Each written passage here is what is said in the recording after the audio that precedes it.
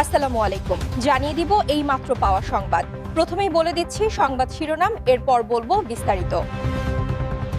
পুরো দেশ আজ এক বিশাল রাজনৈতিক অগ্নিকুণ্ডে পরিণত হয়েছে। আজ সবথেকে বড় ব্রেকিং নিউজ, ৩০০ কোটি টাকার ঋণখেলাফি দায়ে অবশেষে কি গ্রেফতার হলেন বর্তমান সরকারের প্রভাবশালী নেতা মির্জা ফখরুল? গ্রেফতারের পরপরই কি তবে বাতিল করা হলো তার এমপি পদ? কেন হঠাৎ করে খোদ সরকারের শীর্ষ নেতার বিরুদ্ধে এই কঠোর ব্যবস্থা নেওয়া হলো? এই অভাবনীয় পতন আর পর্দার আড়ালে চলা সেই ভয়ঙ্কর দাবার চালের সব চাঞ্চল্যকর সত্য জানতে ভিডিওটি ১ সেকেন্ডও না টেনে শেষ পর্যন্ত দেখুন, কারণ আজই ফাঁস হচ্ছে ক্ষমতার লড়াইয়ের সব অন্ধকার ইতিহাস।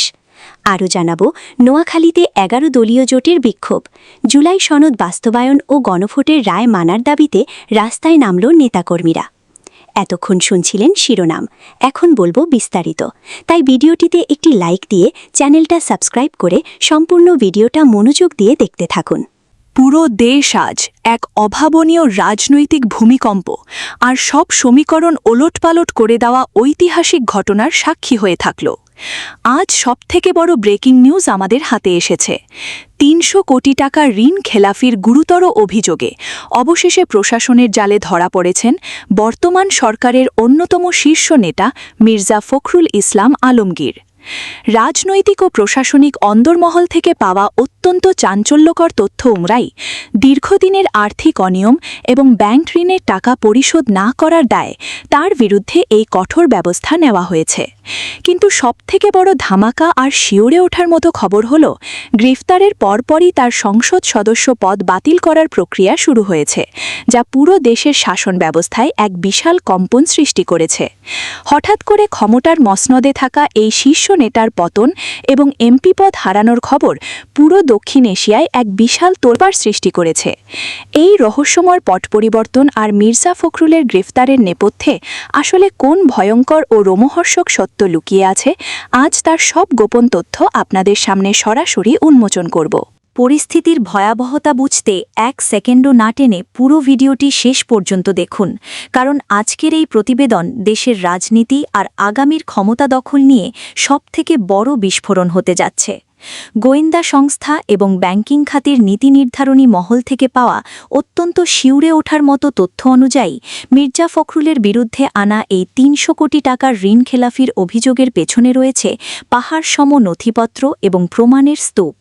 বিশ্বত সূত্র বলছে, আইনি বাধ্যবাধকতার কারণেই তার এমপি পদ আর টিকিয়ে রাখা সম্ভব হচ্ছে না, যা বর্তমান সরকারকে এক চরম অস্তিত্ব সংকটের মুখে ফেলে দিয়েছে।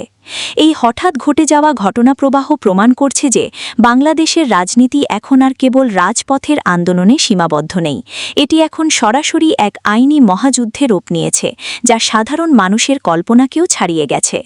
গোয়েন্দা সংস্থাগুলো বলছে, এই গ্রেফতারের টাইমিং এবং এমপি পদ বাতিলের বিষয়টি আসলে এক বিশাল রাজনৈতিক মাস্টার প্ল্যানের অংশ, যা আগামীর প্রশাসনিক সমীকরণকে মুহূর্তের মধ্যে লণ্ডভণ্ড করে দিতে পারে। নথিপত্র অনুযায়ী এই নতুন পরিস্থিতি আসলে সরকারের ভেতরকার শীর্ষ নেতৃত্বকে সরিয়ে দেওয়ার একটি আগাম সংকেত হিসেবে দেখা হচ্ছে। আজ দুপুরে যখন মির্জা ফখরুলের গ্রেফতারের খবর এবং সংসদ সদস্য পদ বাতিলের বার্তা রাজপথে ছড়িয়ে পড়ে, তখন থেকেই সচিবালয় থেকে শুরু করে প্রশাসনের অন্দরমহলে চরম আতঙ্ক আর বিশৃঙ্খলা সৃষ্টি হয়েছে। বিশ্লেষকরা বলছেন, এই আঘাত বর্তমান সরকারের সাংগঠনিক কাঠামোর জন্য এক চূড়ান্ত সতর্কবার্তা, যা প্রমাণ হচ্ছে যে আর্থিক অনিয়মের অভিযোগ রাজনৈতিক ক্যারিয়ারের জন্য কতটা ভয়াবহ হতে পারে। রাজধানীর প্রতিটি মোড়ে আজ একটাই আলোচনা, ফখরুলের বিদায়ের পর এখন প্রশাসনের হাল ধরবে কে? প্রশাসনের অন্দরমহলে কান পাতলে শোনা যাচ্ছে, এই বিশাল পরিবর্তনের খবর পাওয়ার পর থেকে অনেক উচ্চপদস্থ কর্মকর্তা এখন তড়িঘড়ি করে তাদের অবস্থান পরিবর্তন করার কথা ভাবছেন। তারা বুঝতে পারছেন যে আন্তর্জাতিক মহলের চাপ আর অভ্যন্তরীণ এই আইনি মারপ্যাচের সামনে টিকে থাকা এবং ক্ষমতা বজায় রাখা কারা অসম্ভব হয়ে পড়বে। সাধারণ মানুষ আজ স্তব্ধ হয়ে দেখছে যে কিভাবে এক বেলার মধ্যে দেশের আকাশ বড় ধরনের পরিবর্তনের মেঘে ভারী হয়ে উঠল। ৩০০ কোটি টাকার ঋণ খেলাফি আর মির্জা ফখরুলের এই পতন বর্তমান শাসন ব্যবস্থাকে এক চরম অনিশ্চয়তার দিকে নিয়ে যাচ্ছে। প্রতিটি সেকেন্ডে পরিস্থিতির মোড় ঘুরছে এবং ঢাকার আকাশ আজ অজানা এক হাড়হিম করা আশঙ্কায় থমথম করছে। বর্তমানে সারা দেশে এক ভয়াবহ উত্তেজনা বিরাজ করছে এবং যে কোনো সময় বড় ধরনের কোনো চূড়ান্ত ডিক্রি বা নতুন পরিবর্তনের ঘোষণা সামনে আসতে পারে।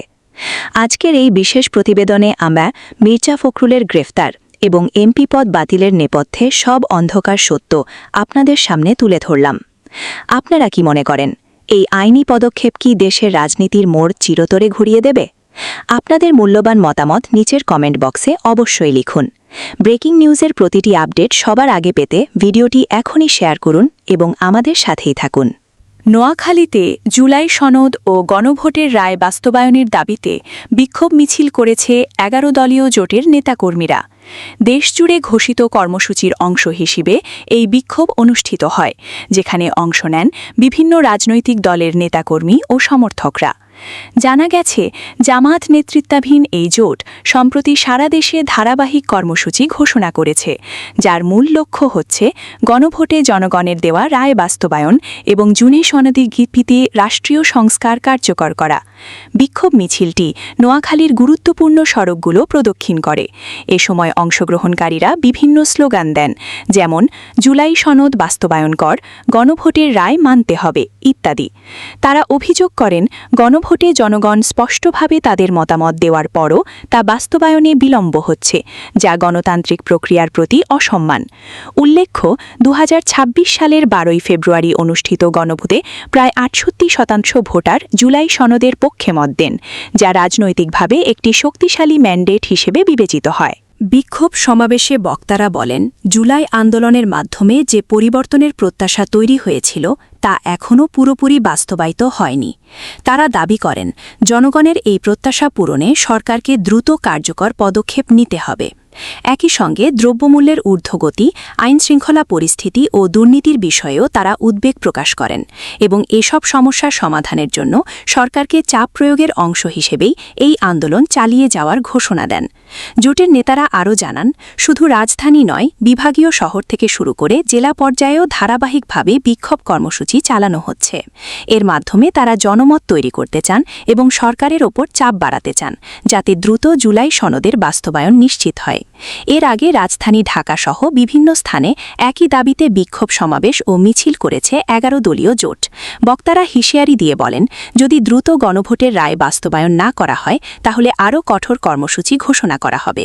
তারা দাবি করেন, এই আন্দোলন কোনো দলীয় স্বার্থের জন্য নয়, বরং দেশের গণতন্ত্র ও জনগণের অধিকার প্রতিষ্ঠার জন্য। সবশেষে শান্তিপূর্ণভাবে বিক্ষোভ মিছিল শেষ হলেও রাজনৈতিক অঙ্গনে এই কর্মসূচিকে ঘিরে নতুন করে আলোচনা শুরু হয়েছে। বিশ্লেষকরা বলছেন, গণভোটের ফলাফল এবং জুলাই সনদের বাস্তবায়ন ইস্যু এখন দেশের রাজনীতিতে একটি বড় আলোচ্য বিষয় হয়ে উঠেছে, যা ভবিষ্যতে রাজনৈতিক পরিস্থিতিতে গুরুত্বপূর্ণ প্রভাব ফেলতে পারে।